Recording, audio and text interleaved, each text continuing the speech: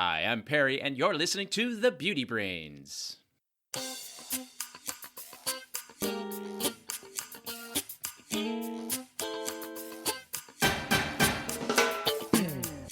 Welcome to The Beauty Brains, a show where real cosmetic chemists answer your beauty product questions and give you an insider's look at the cosmetic industry. This is episode 386. I'm your host, Perry Romanowski, and with me today is Valerie George. Hello, Valerie. Hi, Perry. Valerie, I love what you're doing with your makeup right now. Whoa. Well, you know, on today's show, we are going to cover lots of questions, including how much should you trust the seals of approvals on product labels? What do we think of Brooke Shields' new hair care line? What makes a good lip mask and day cream? What are our thoughts on the Geek and Gorgeous brand? And finally, why would a brand include two hydroquinone-based lightening creams with the same active level and concentration in their line? But first, a little chit-chat. Valerie, I mentioned about the makeup. It's because you have this little dark mark under your right eye. Well, I wouldn't call it a little dark mark. I have a huge black eye, and what you're seeing actually looks way better than what it looked like several days ago. Well, Valerie, that's amazing. So what happened? Jeez. That's First rule of Fight Club, Perry. You don't talk about Fight Club. Of course, that's right. Wow. Well, actually, here's what happened. So I just kind of put, on Instagram, I made a little post like, guess who socked themselves in the eye? This gal. And, people were asking what happened, making jokes.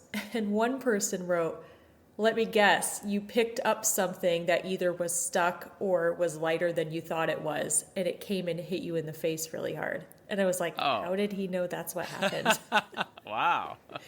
So basically what happened is I went to grab something. I was on a work trip, and I went to grab something at the hotel, and it was stuck and also much lighter than I thought it was. So I picked it up with a lot of gusto, and the corner came and hit me right under the eye, and I had a huge lump. No.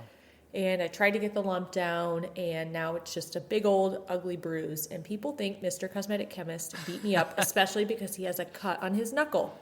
Oh my, that poor guy. Yeah, but poor Valerie, really. Yeah, wow. The actual hitting hurt, but the bruise hurts worse. Oh, really? Wow. Okay. Yes. I would rather be hit again than have the bruise. Well, I wonder how long those bruises last. It's probably a week or so, huh? Well, we're going to find out. I think it's more than a week. Yeah, well, that's in a spot that doesn't really drain. It doesn't have a lot of blood flow there, right? Isn't that why people get like the dark circles under their eyes? Mostly because the blood doesn't flow as much there. Exactly, and I can't really rub it because it hurts so bad, and it's very puffy and tender. So, well, we'll find out next week when we meet. You'll see how much it's gone away. Yes, well, I hope that you are feeling better there. rough Monday, that's for sure. Well, I had a rough Wednesday. You want to know what happened? Yeah, what happened? So it's really cold here in Chicago. Okay. And you know how I feed the porch kitties every morning. I swing open my door, and when they run in a little extra quick the other day because it's really cold.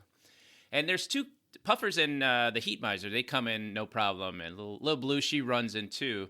But there's a cat, Benito, who he kind of wants to come in. You're always looking in, but you open the door and then he kind of scurries away. He's very skittish. Yeah. But on this day, it was so cold. It was like 5 degrees Fahrenheit for you people overseas.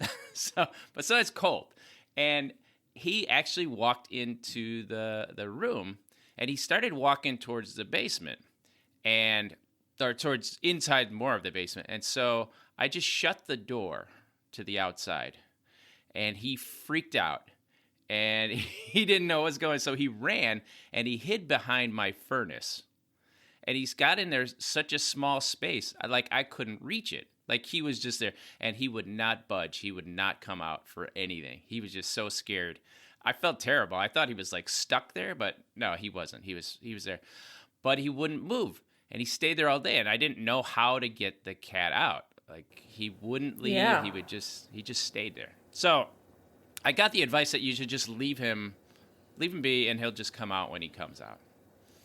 And so did you get this advice from Reddit or TikTok? I got it from Reddit, actually. There is a Reddit subreddit called Feral Cats, and they gave it there, so which was very helpful. So I overnight he hadn't come out at night. I probably kept checking too often. I go out there like once an hour, and he would just not move. And so overnight he came out, and I only know that because I went down the next morning and he was gone. Unfortunately, I couldn't find him anywhere. Oh no! Like he's in my house, but I have no idea where he is. Wow. Yeah. So for the next 2 days, I am looking for this cat like under everything. But there just happens to be 2 places in my house. I have this sink in my laundry room. I have a sink that has a hole where my cat has sometimes gone in the hole so he can go between the walls. And so I really should patch that up. Is that where the cat went? Well, there's that, and then there's another vent in the front of my house, in the basement, where I had some water work done, and I take the vent off so the pipes don't freeze. So he's either in one of those walls. And so I thought he was in the big wall where he could go up and then sort of get under my floor on my second floor. So for a day, I didn't see this cat at all, and I'm just worried he's like gonna starve and just die in my and that my wouldn't walls. Smell good. And I'm leaving on a trip for like 2 weeks. So last night I put a camera out, and I saw him come out of the wall. And where is he now? He's in the front wall. So he went back into the wall. Oh, yeah, he loves the wall. It's like his hiding place now. So what are you going to do? I have 2 options. I'm going to either cut open my wall and get him out and put him outside, or I'm just going to let him stay in my house for 2 weeks, and I'm just going to put out a whole bunch of food and a litter box. Because honestly, he's probably safer inside my house because Chicago's supposed to get really, really cold the next few days. So, well, I have a question. Do feral cats know how to use a litter box? Oh, yeah, they do. It's how? Very surprising. I don't know. It's just kind of built in. So honestly, when I took in like the kittens and stuff, you just put a litter box there and boom, they're just using it. Wow. I thought you had to like train them, like they need a mom cat to show them how to lead by example. Nope.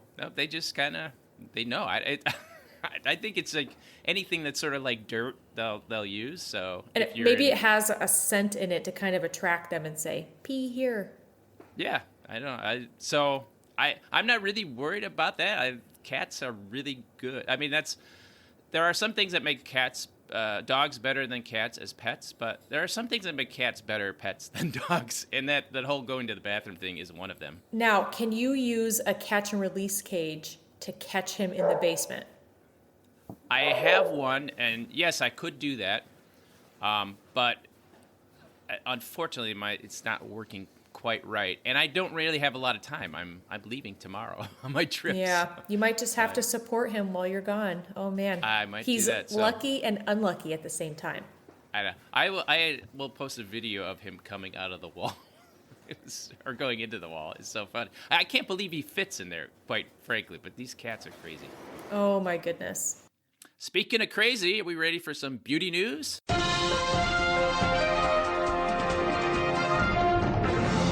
All right, we got a couple stories today, but let's talk about TikTok. Now, TikTok is in the United States. It's supposed to get banned tomorrow. We're recording this on Saturday, so Sunday. Yeah, yes, banned. It is. Yeah.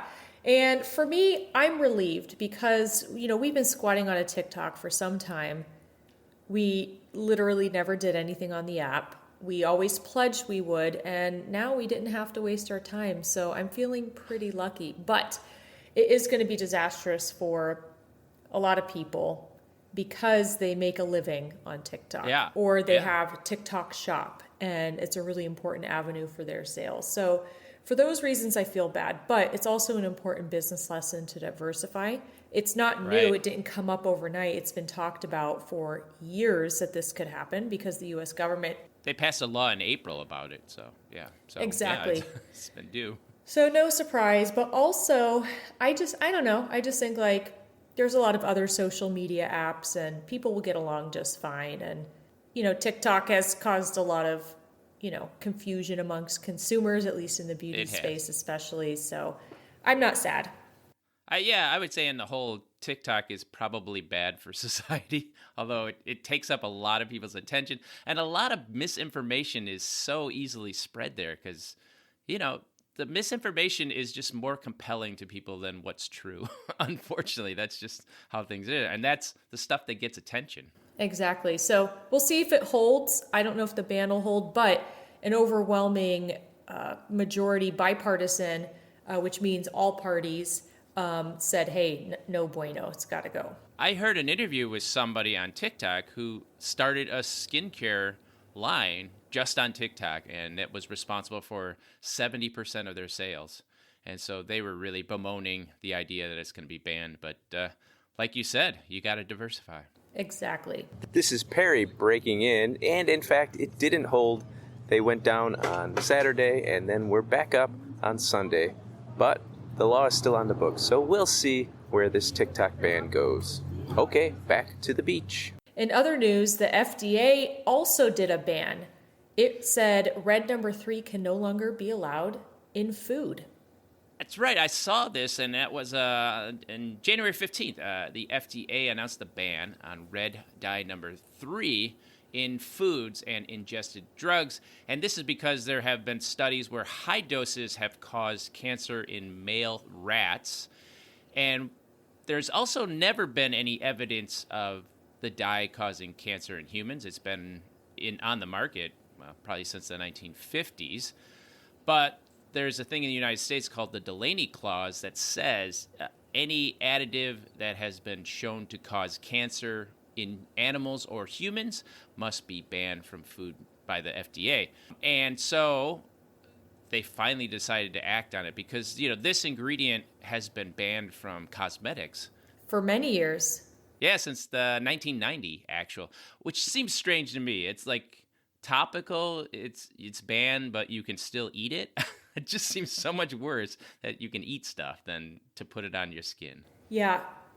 I know a lot of influencers in the science communication space on the internet are going through some of the studies that have shown this ingredient is known to cause cancer in rats.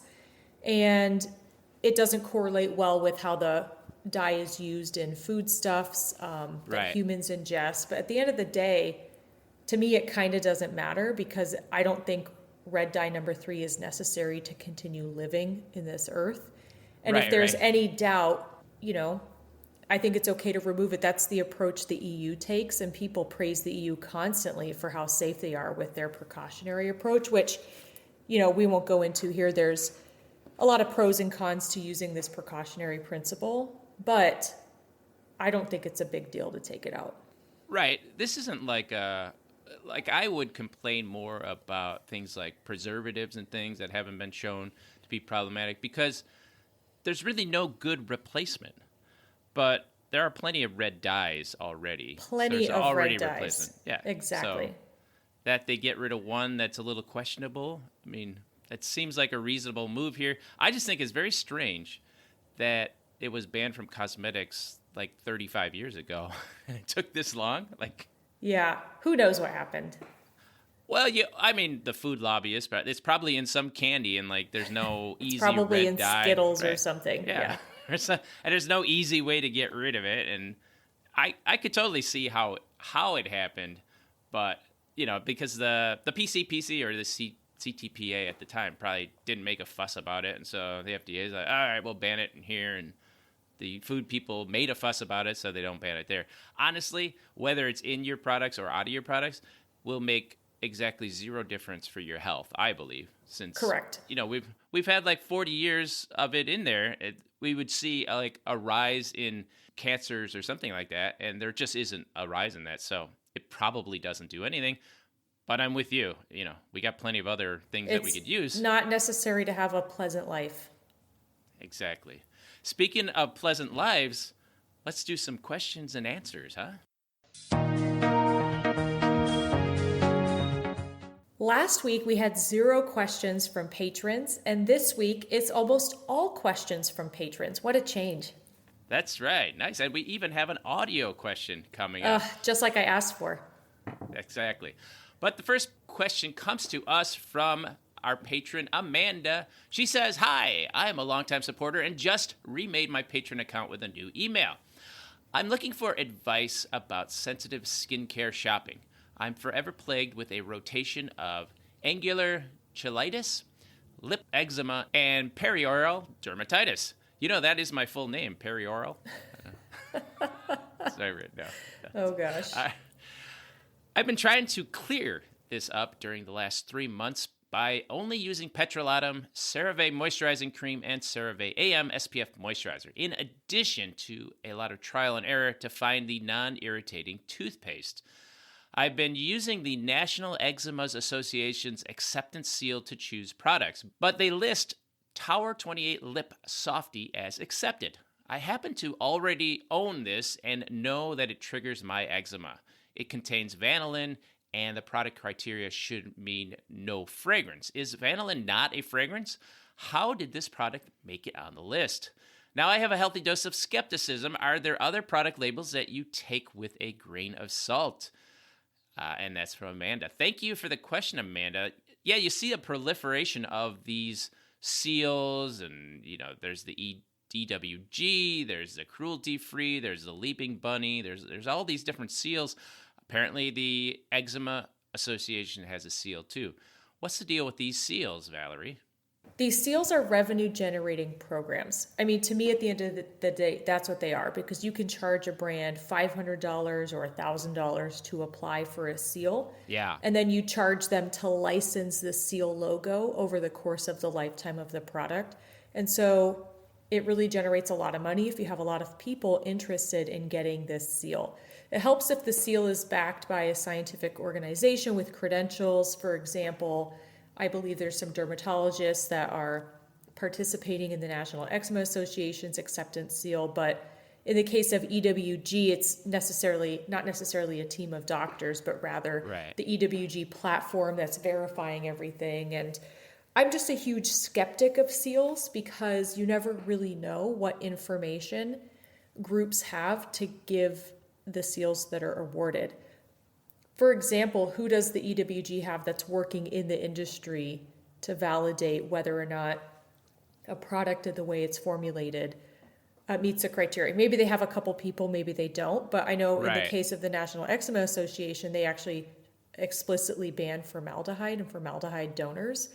Yet there are ingredients that have sub-preservation with, for example, glyoxal, which is a formaldehyde donor. Yeah. And I once contacted them and said, hey, I've noticed all these companies that you have listed on your seal are using hydroxyethyl cellulose, which most people are using a grade that has a glyoxal shell on it. And so glyoxal would be in the formula as an incidental, and you wouldn't know it. Right, it wouldn't be listed on the ingredient list, right? But it's just they weren't part of a raw material. They weren't understanding what I was saying, and I said in a way like, you guys don't really know what you're doing because this is, to me, something you would know if you worked in the industry. Now, there are grades that are free of glyoxal. I only formulate with those, but most people don't because it's more expensive to not use it. It's not cold process, all the reasons. Sure. But it just really, I'm not like triggered or anything, but when they said, hey, this product contains vanillin, which is actually, I think, an allergen or has some, actually is one of the 81 EU allergens, I believe. So the fact that the lip balm has it in there is a big red flag. It's a fragrance and flavor ingredient, which is probably why it's in the lip balm. And so even though it's generally recognized as safe, it still shouldn't have gotten the seal, in my opinion. So I'm a skeptic. You're right to be skeptical.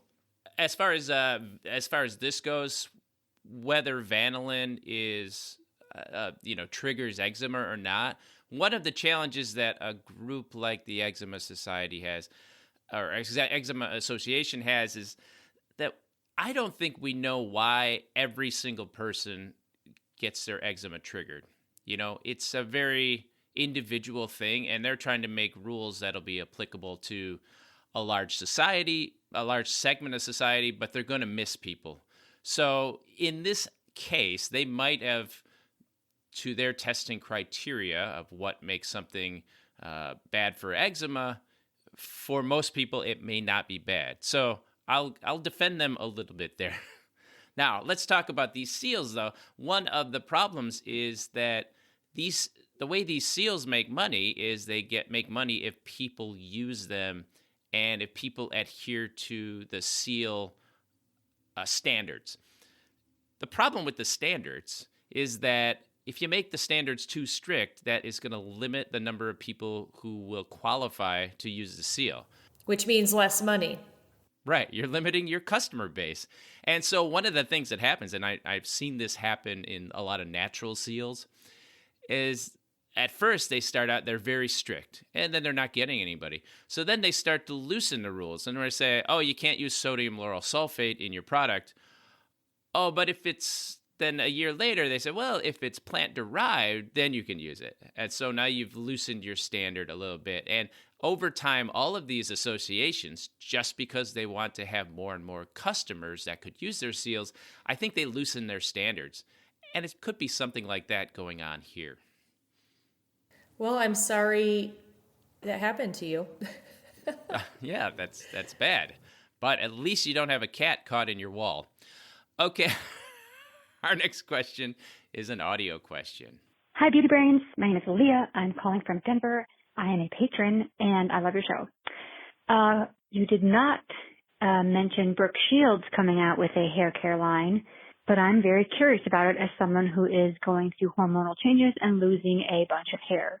So I would love your thoughts on her 3 products, which do not include shampoo and conditioner. It is a dry shampoo, a root serum, and a leave-in conditioner. Curious as to your thoughts. Thank you very much. Bye. Did you know Brooke Shields had a line? What did we predict that or something? How did we miss that? Oh my gosh. Wow. Well, I didn't know that, and in looking it up, it's a line called Commence, and after being in the limelight for many years, Brooke Shields knows what it's like to age in front of an audience, and she's not afraid to tell it like it is. And so she developed this hair care collection for aging hair, which I think is a really great category because hair as you age doesn't get great in terms of texture. If people have gray hair, the gray can yellow. So I took a look at the line, and there's a whole thinning thing, you know. Exactly. You just get thinner. I mean, I used to have like a lot of hair, and now I have less. It's like, where did it all go? Do you want some of mine? No, I could just take some off my back. At least with my friends. Ew. I don't Oh, know. so gross. Okay. Oh, boy, yeah. Well, so there's a detoxifying shampoo. It's a clear shampoo, which looks great. A probiotic smoothing conditioner. I find this one to be confusing because conditioner is for your hair. It's not for your scalp. So I don't understand why you would need probiotics for your biologically dead hair shaft. I suppose, though, they're probably trying to angle like reduce dandruff by getting, treating your scalp. It could be a dandruff play or something. I don't know. Well, if that were a shampoo, I could see that, but conditioner is meant for your hair. It's not meant for the skin on the scalp. I know a lot of guys put it there, but I don't know many girls that condition their scalp. I could see it though, because a conditioner is like a cream and it seems like a lotion, right? So I could see people putting it on their head all the way to the scalp, even though they shouldn't. But I think it's a bad claim because if you have these probiotic ingredients inside, which are coming into contact with the scalp, in a conditioner, you also have quats coming into contact with the scalp, and that could adversely impact the microbiome on the scalp. So that's why you can't really have a lot of quats with skin contact in a conditioner. So I think they, are doing a little disservice there. But could going be a back, little miss there, yeah. I think it's a miss, or at least a misleading. They have a thickening root serum, a shine-enhancing detangler, 2-in-1 instant dry shampoo, a 3-in-1 leave-in formula. And, the formulas look all right. I personally am not impressed with any of the hair in the photos. But I would try it. I was trying to look for the ingredient list here. They're a little bit hard to find. You have to scroll past all of the really large photos, what's detoxifying shampoo, and then you can go down to ingredients and scroll past more large photos. I got the 3-day set wash. Yeah, their ingredient list isn't correct because I think they meant to list C1416 olefin sulfonate, and they listed sulfonic acids and C1416 alkane hydroxyl and C1416 alkene and sodium salts. Oh boy. And they listed IUPAC names for their preservative system, which is methyl isothiazolinone and methylchloroisothiazolinone. They listed impurities that shouldn't be listed because they're not. It's kind of hard to explain, but you wouldn't list those things. Right. So Right. I should contact them and let them know. Yeah, help them out. Yeah, there because it's not Brooke Shields. I'm sure she wasn't part of the listing of the ingredients. That gets kind of esoteric, but often a contract manufacturer might not have a regulatory person doing this stuff, and they might just rely on their suppliers or something. But yeah, there are a few mistakes here. The price point's not bad though. I mean, I think it's middle of the road. I actually was shocked going into like a Target or a Walmart and looking at the prices of shampoo and conditioner of like mass market brands. I'm like, this is $11 now, since inflation's not doing great. But this is for 8 ounces, $24, which I feel like is middle of the road. Yeah, that's middle of the road. I mean, would I pay that much for a shampoo with C1416 olefin sulfonate and cocamidopropyl betaine? Probably not. No, probably not. But it seems like a fine enough product line. And, if you want to try it out, try it out. Okay. Speaking of try it out, we've got a question from Zina. So I just listened to the episode that recommended the La Roche-Posay Kikaplast lip balm, and I wanted to see how you would rate this brand and this lip balm and face cream below. I've been using Avant for years. I just fell in love with the feel on my skin, and I was hoping you could dive into the brand a bit for me and see what you think of the formulations and if you have used this. I'm talking about the Intense Kupuasu Replenishing and Nourishing 2-in-1 Lip Repair Mask and the Pro Intense Hyaluronic Acid Illuminating Day Cream. It just feels so nice. Thank you so much, Zina. All right, a lip repair mask, like a lip mask. That's like a new term for a really nourishing product you would put on the lips. Yeah. Well, it's sort of like hair mask. There's skin mask. Now there's lip mask.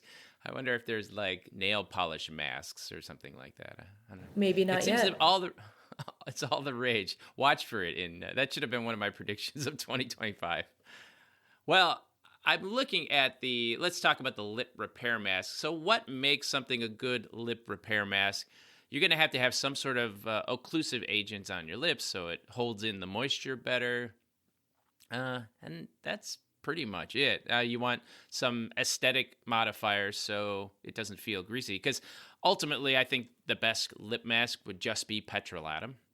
But people don't necessarily like how greasy that feels or how it looks. And so you're going to have to adjust the formula there. They base their product on shea butter. And beeswax and cocoa butter. Yeah. Perry, you mentioned something interesting. You think petrolatum is the greatest lip mask, but it's greasy. But lip balms really come down to preference. Like to some people, petrolatum could be the best lip balm in the world. I'm actually using an Aquaphor lip ointment right now, and it's petrolatum-based. It's pretty nice. But I don't like the greasiness. It kind of has a stay put-iveness. Like a lip balm has to stay put. It can't migrate. Yeah. And so my personal preference are actually waxy lip balms, like a Burt's Bees. Like this one here. Yeah. Very waxy, and some people hate a waxy lip balm. So it really comes down to preference. So I bet I might like this one. Ah, yeah. And it's only 37 pounds. That seems like a lot of money for shea butter, beeswax, and I could make it myself. I sell all these ingredients. On the other hand, how long does a lip balm last? For me, I still have a lip balm in my ski coat that I've had for 10 years. So, well, it people, it lasts depends. a long time. I think we don't really know how long they last. I'll tell you why, because Yeah. most people lose them beforehand. Oh, Or they accidentally put them in the dryer and they melt everywhere. So I think it's hard to say. But, I have a little, remember when the Laneige sleeping mask came out? It was a little pink pot. Oh, you Sure, wouldn't sure. remember. Okay. no, Anyway, I vaguely do remember that. Yeah. okay, so it was a little mask you would put on. The container was way too large, and it lasted I put it on every single night, and 2 years later, I still had it because you barely Wow. needed any. And I didn't really, I think I like the smell and the initial feel. It actually made my dry lips worse, but I was committed to using it because of the price. So I think this would last a pretty long time. I mean, 10 milliliters for lip is a lot. Yeah, so you can see why they charge what they charge, because as far as velocity of this product selling, it's not going to sell very frequently, I guess. Yeah, so as far as it being good, that's totally subjective. I see the waxes and the cocoa butter in there, and I personally think this is a lip balm I might enjoy. But if you prefer softer type products, it might not be for you. They've listed aroma. So I don't think aroma is a proper ingredient list. I think they meant fragrance, but they didn't want to put fragrance on there. Yeah, because fragrance might be weird in a lip balm, but really it probably could be flavor. So with lip balms, when you're formulating with them, you want to make sure that you use, if you're trying to make it scented or flavored, you want to use items that are generally recognized as safe, because you do a little tiny bit of consumption when you're eating it. So technically it could be a fragrance that they've added. It could also be a flavor, and they probably didn't want to put either of those terms. Aroma sounds way better, but it's not compliant. Yeah, exactly. So that's that one. Then there's another face mask, the Pro Intense Hyaluronic Acid Illuminating Day Cream. This looks pretty good, but I see the price tag, and I'm like, that's kind of expensive, so it better be really amazing. Yeah. I guess you'd have to try it, $67. You'd have to try it, but as far as the ingredients go, I don't see anything really particularly special here. No, there's nice emollients in it. There's unique texture modifiers, so sodium polyacrylate and potassium cetyl phosphate is a really beautiful emulsifier that creates nice melty textures. But as far as the wow factor goes, I don't know if there's anything that justifies. You mentioned 67 pounds. That's the sale price. Oh, right, yeah. It's usually 97. So 97. I'm sure it feels really nice. The most important thing is if you love it and your skin feels great, use it. But there's no magic ingredient that's in it. And it has great reviews. So that's also a good indication. Or they're really good at using AI. I've gotten cynical in my older years, I guess. Oh my goodness! But yeah, the brand looks really great. Yeah, that's try away. Okay, we got another patron question. This one comes to us from Sevda. Hello, Perry and Valerie. I just signed up to Patreon. I emailed before to ask a question, but I wasn't in a position to subscribe. But I am now, and we appreciate that. Thank you. We do give patrons a higher priority in answering questions. Here's the question that she had. My question is about the range Geek and Gorgeous, which is a brand based in Hungary. I've used a few products, and they are really nice to use. Some say the vitamin C is as good as SkinCeuticals, but that's just me Googling. I'm interested in your thoughts on the brand in general, but especially the C Glow Vitamin C, the A Game, which is retinol, 3 different strengths, and the Power Peptide. Thanks for the podcast, and I loved the tube. The tube? The tube. Yeah. Do we have a tube? Maybe our upcoming YouTube. Oh, yeah, that would be great. Warm regards, Sevda. Okay, I've not heard of this brand before. Have you? I have. I've actually used a couple of the products, and I would say they're pretty nice. The branding is very nice. They have a lot of great content on the packaging and on their website. I think it's pretty good. I've not personally used the C Glow, which is their 15% vitamin C serum that people say is just as good as the SkinCeuticals vitamin C E Ferulic. But I could say I'm sure it is just as good, because if this product sold in the US, they actually would be violating the patent that L'Oreal has for the product, because they also use CE Ferulic, and the concentrations most likely would be in the range that would violate the patent, as well as the pH. But you know, this is a bit of a smaller brand, so you know, no wonder they're flying under the radar. Fly under the radar, yeah. Yeah. Next year they won't have that problem because that patent goes away. I'm looking at the line. They're going for sort of a medicinal kind of a packaging. You know, they have syringes and a little brown bottle stopper. Very clean look.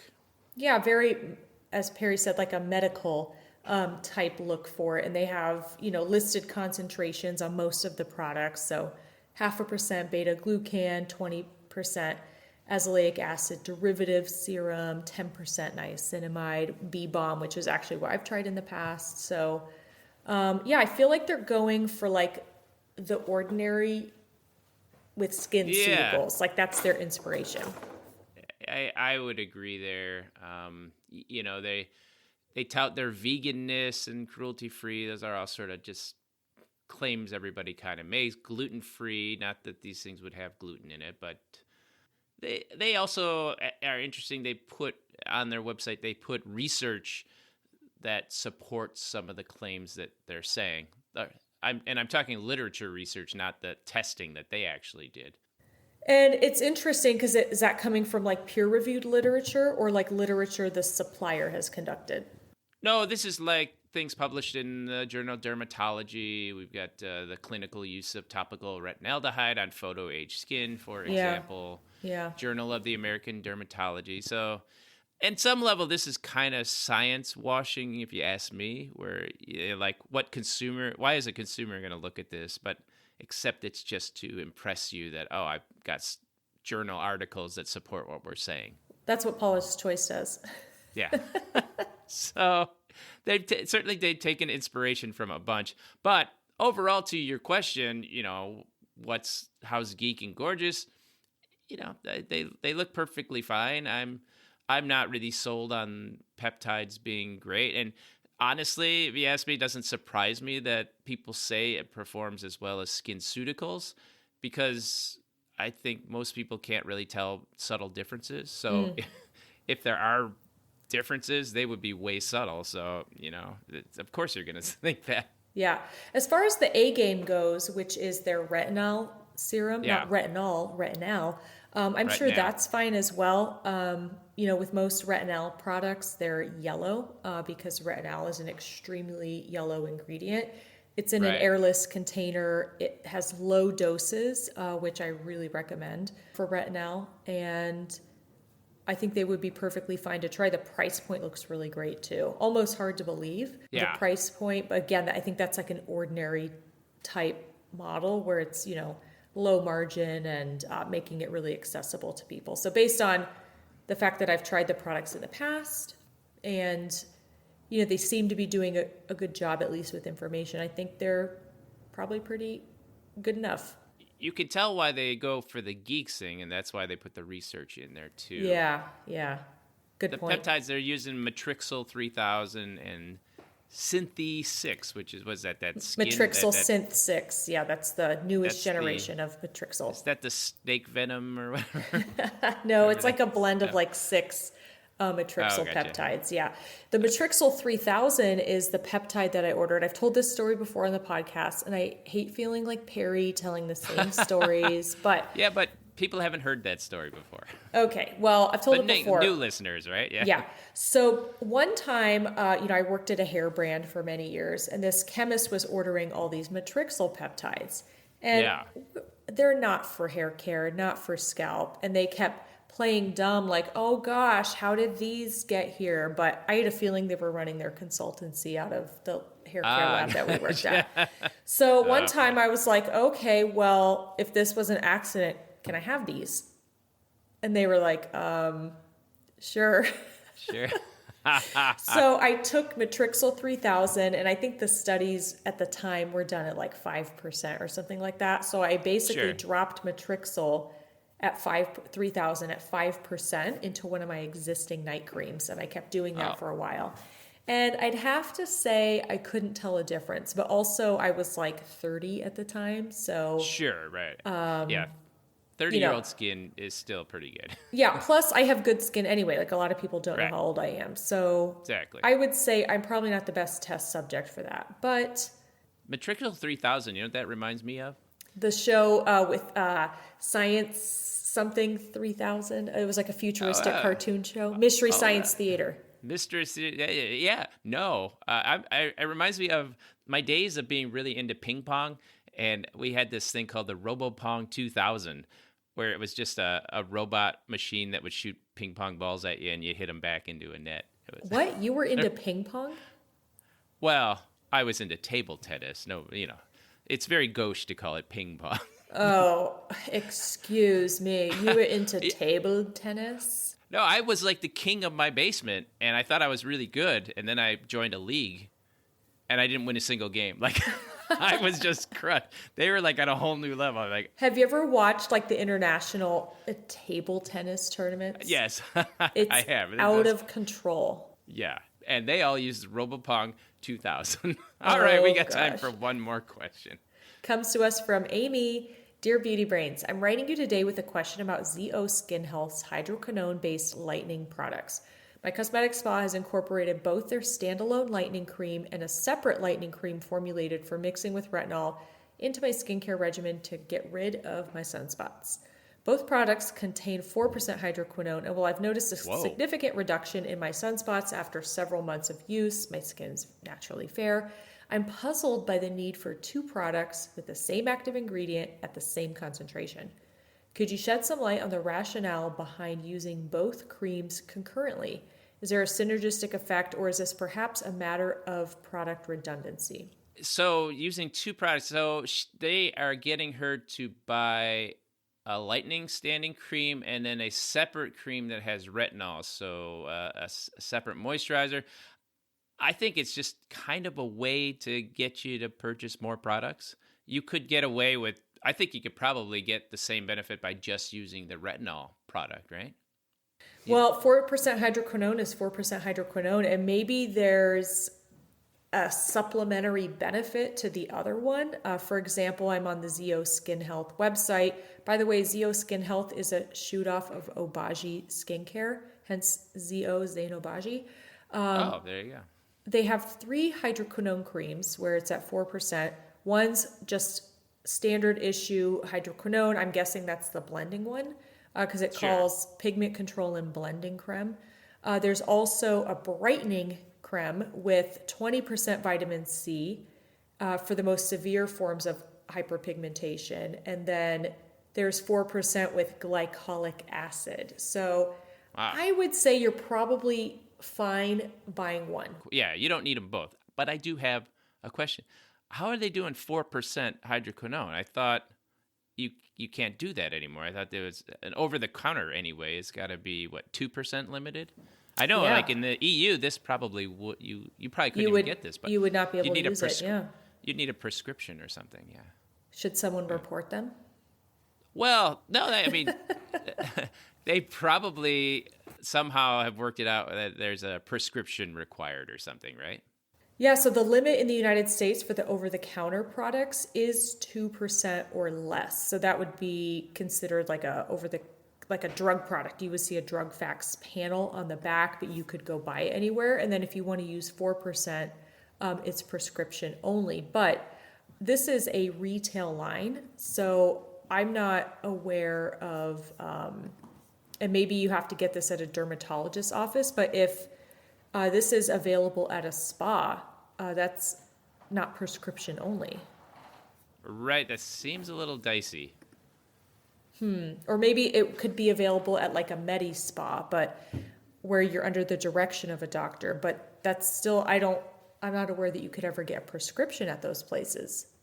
Yeah, I don't, well, maybe either something weird is going on, or maybe she made a mistake and said it's not a 4% hydroquinone. I'm not seeing a 4% listed here.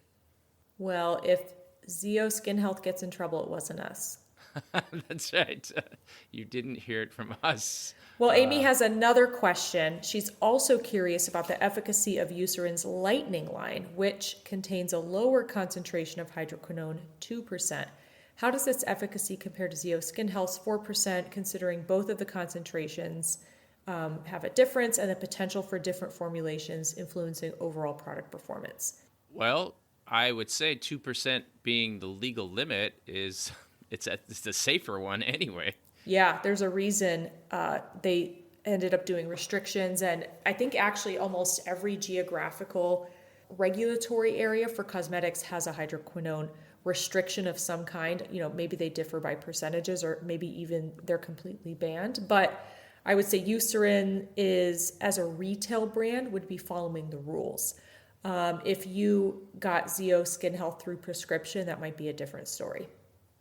Yeah, I'm seeing it here on this Healthy Skin Dermatology Medical and Cosmetic HS, and that's where you can get the 4% HQ Zeo Skin Health. So, yeah. Oh, it says, oh, I see what they've done here, though. They say, I certify I am a patient of this practice. So, they click on That's there. also not how prescriptions work. I know, it seems a little dicey. So I'd stick with the Eucerin, 2%. Does 4% work better than 2%? Typically, with a drug, a higher level will give you better results than a lower level, although it might give you worse side effects too. So probably 4% probably gives quicker results. But if you're coupling it with other therapies like retinol and acids, I think 2% should just be fine. Yeah. I would stick with the 2%. That's the legal one. And speaking of legal one, I hear the music. Perry, that's not the music. That's Benito tapping in the walls. Oh, that could be him. I'm going to have to go cut him out, I think. Oh. Or he's living in my walls. Or, it's going to be like Vacation. Like, oh, and it'll be like Home Alone. He's going to be Home Alone. He's going to be Kevin. He's just going to be running around my house, eating all the food. Oh, boy. No, we'll see. Man. We'll see what happens to him. Well, thanks for listening. If you get a chance, please head over to Apple Podcasts or wherever you listen to the show and leave a review. That'll help other people find the show and ensure we have a full docket of beauty questions to answer. Speaking of questions, if you have a question, just record it on your smartphone and email it to thebeautybrains@gmail.com. Or you can use the form in the show notes of the episode. The Beauty Brains are also on Patreon. Patrons get their questions prioritized first on the show. You may have noticed this podcast is ad-free, and that's because we don't like talking about other people's stuff if we're paid to do it, because then it would make us biased. We just like talking about other people's stuff because we like talking about it. Anyway, to keep the podcast ad-free, we do have some basic costs of running the podcast, and we use those Patreon funds to support that. If you would like to subscribe at any level and help support the show, we really appreciate it. Head over to patreon.com/thebeautybrains and subscribe. And there you get your questions get a higher priority than any other questions that's coming, and a transcript of the show. Speaking of the show, we also have various social media accounts, and Valerie has been very good. She's been posting away. I did 2 posts. I did. There you go. It's like 2 more than last year. So that is progress here. On Instagram, we are at The Beauty Brains 2018. On X and Twitter, we're at The Beauty Brains. On Blue Sky, we're at The Beauty Brains. We have a Facebook page, and, well, we do have TikTok, but it might not be around by the time you hear this show. I just crossed it off our list. Well, thanks again for listening, everyone. And remember, be brainy about your beauty. Thanks, everyone.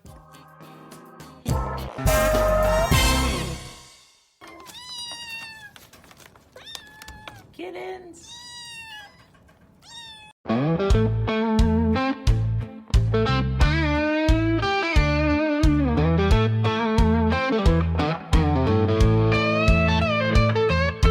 a chilly morning, he stood outside,